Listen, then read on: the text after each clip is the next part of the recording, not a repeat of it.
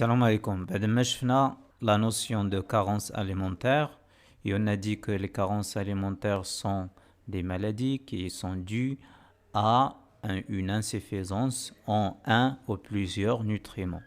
Aujourd'hui, dans cette vidéo, nous allons voir une nouvelle notion.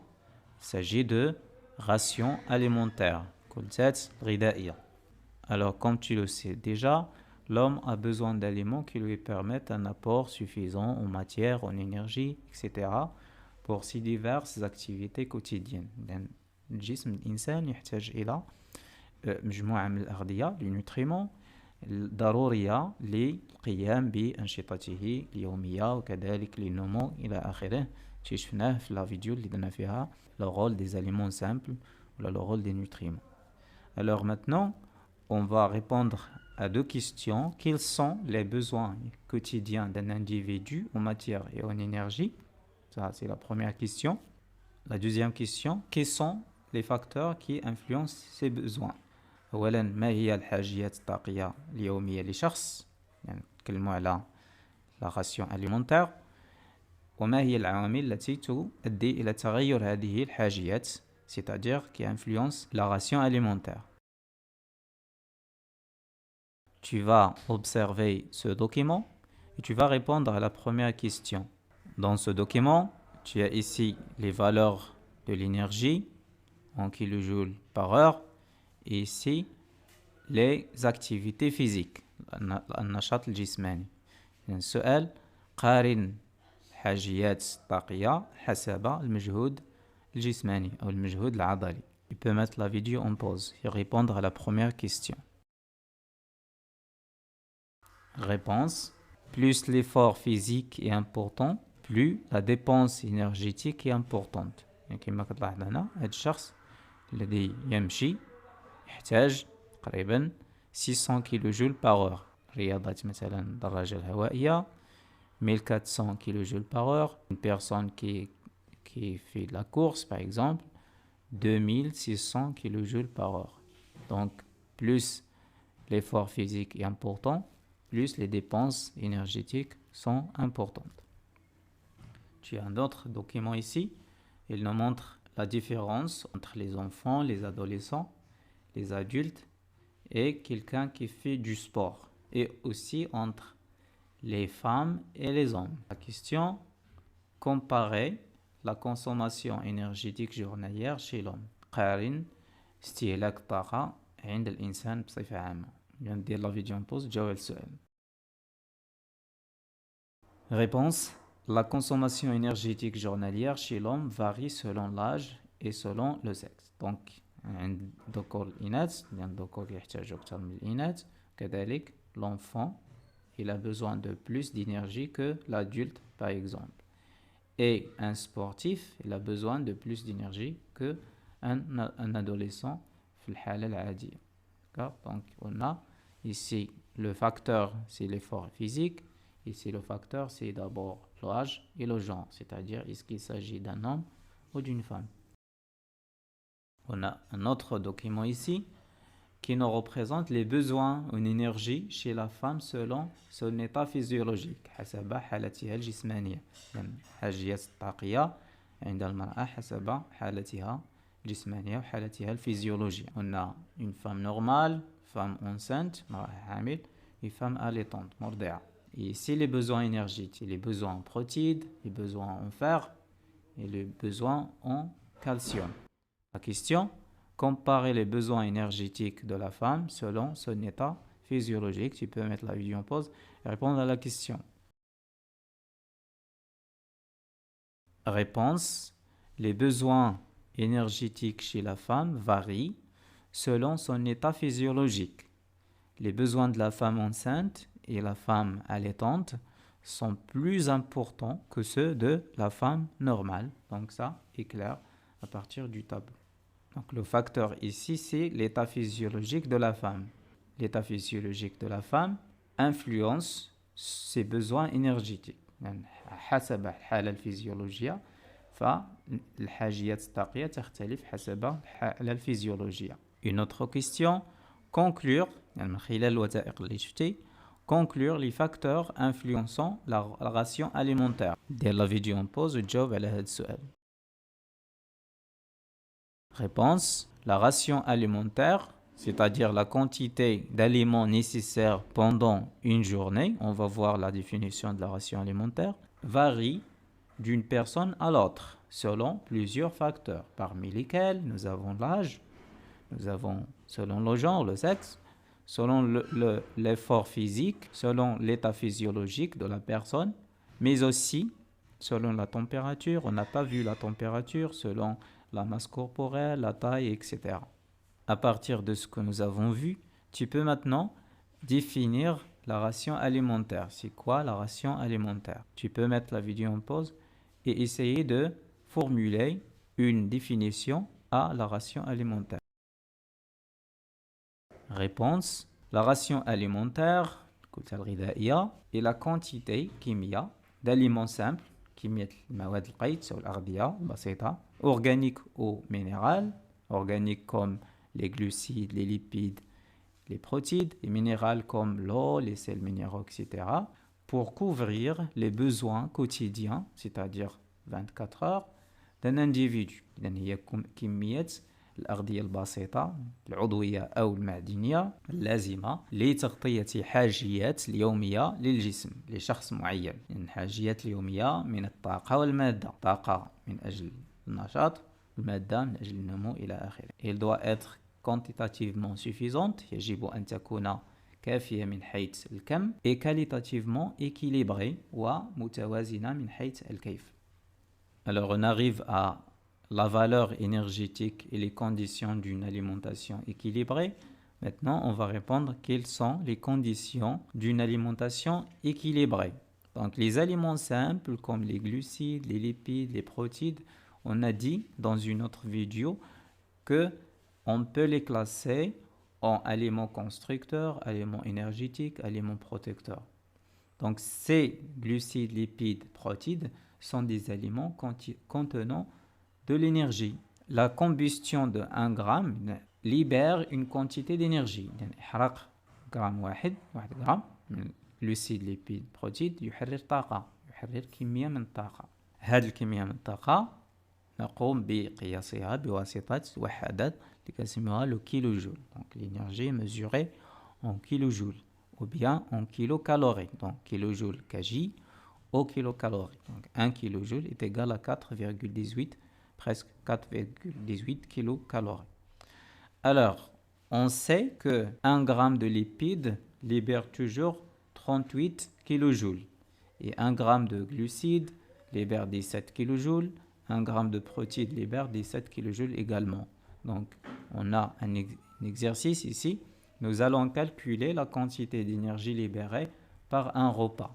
Alors, tu as ici un exercice.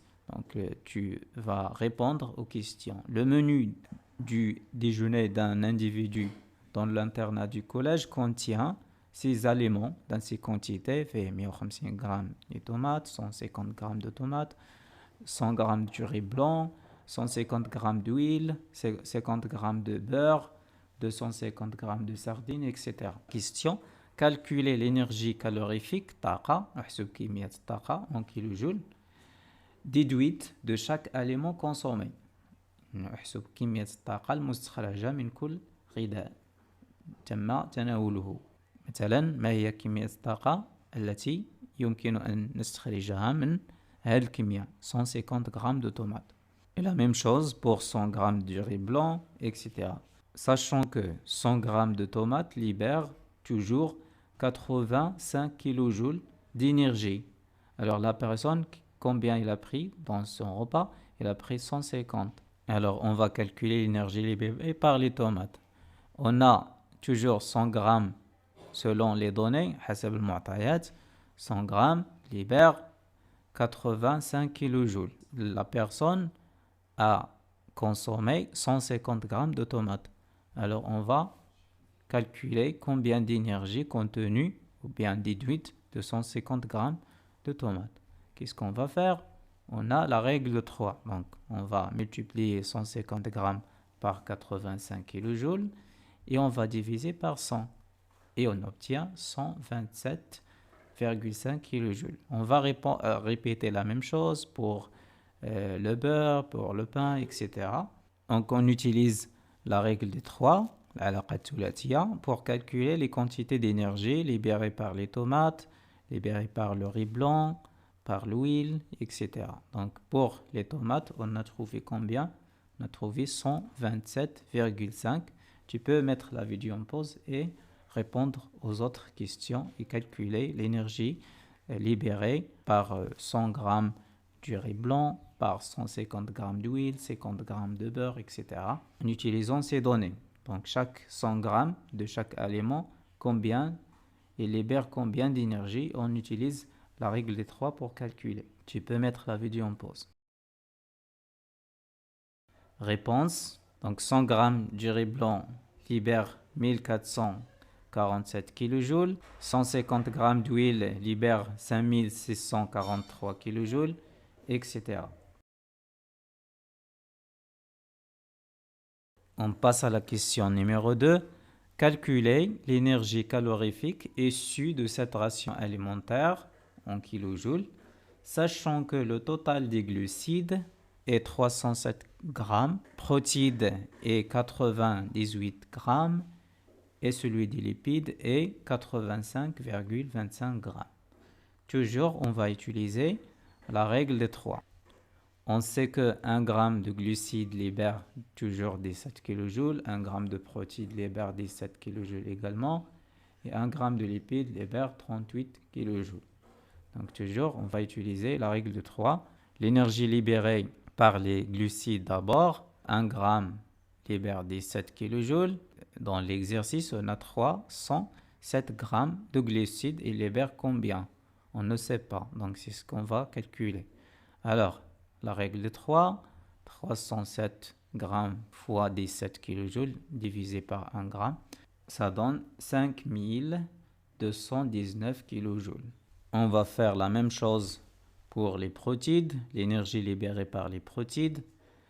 On a 98 grammes. Il va libérer une quantité d'énergie. On sait déjà que 1 gramme de protides libère 17 kJ, la règle de 3. On va multiplier 98 fois 17 kJ divisé par 1. Ça donne combien? Ça donne 1666 kJ. Même chose pour l'énergie libérée par les lipides. Nous avons la quantité des lipides consommés, c'est 85,25 grammes. Et on sait que 1 gramme de lipides libère 38 kJ, la règle de 3 toujours. Alors, la multiplication, 1 gramme, ça donne 3239,5 kJ. Donc ça, c'est l'énergie libérée par les glucides, les protides et les lipides. Alors, réponse, l'énergie libérée par les glucides plus l'énergie libérée par les lipides et les protides est égale à 10 124,5 kJ. Question 3. Est-ce que l'énergie calorifique issue de cette ration alimentaire, c'est-à-dire l'énergie qu'on a calculée, est suffisante, sachant que les besoins d'un adolescent sont 12 500 kJ environ? Qu'est-ce que tu vas faire maintenant? Tu vas comparer l'énergie issue de la ration alimentaire, qui est 10 124,5 kJ, avec 12 500 kJ. Tu mets la vidéo en pause et tu penses à la réponse. La réponse est non, et elle n'est pas suffisante, car l'apport énergétique est inférieur aux besoins énergétiques. Les besoins énergétiques, c'est 12 500 kJ. La personne a besoin, pendant un jour, a besoin de 12 500 kJ d'énergie. Mais elle a obtenu seulement 10 124,5 kJ. Donc cet apport énergétique est insuffisant. Donc on va comparer, on va dire que 10 124,5 kJ est inférieur à 12 500 kJ. C'est pour ça qu'on a dit que l'énergie issue de cette ration alimentaire est insuffisante. On arrive à la partie suivante. Pour que la ration alimentaire soit équilibrée, il doit remplir des conditions suivantes. On va répondre à la question, quelles sont les conditions d'une alimentation équilibrée? ما هي شروط التغذية المتوازنة? Alors tu as des proportions ici. Les lipides en grammes divisé par les protéines, il doit égal à 1. La quantité des glucides et la quantité des protéines, donc le rapport doit être compris entre 3,5 et 5. Et protéines d'origine animale sur protéines d'origine végétale doivent être supérieures ou égales à 1 troisième. Et la quantité de calcium divisée par la quantité de phosphore doit être comprise entre 0,7 et 1. Pour que la ration alimentaire soit équilibrée, elle doit remplir ces conditions. On arrive maintenant à la conclusion. La ration alimentaire est considérée comme équilibrée lorsque l'apport alimentaire compense les pertes de matière et d'énergie de l'organisme, et lorsqu'il contient tous les aliments simples indispensables aussi bien en quantité qu'en qualité. Et voilà, c'est la fin de cette vidéo.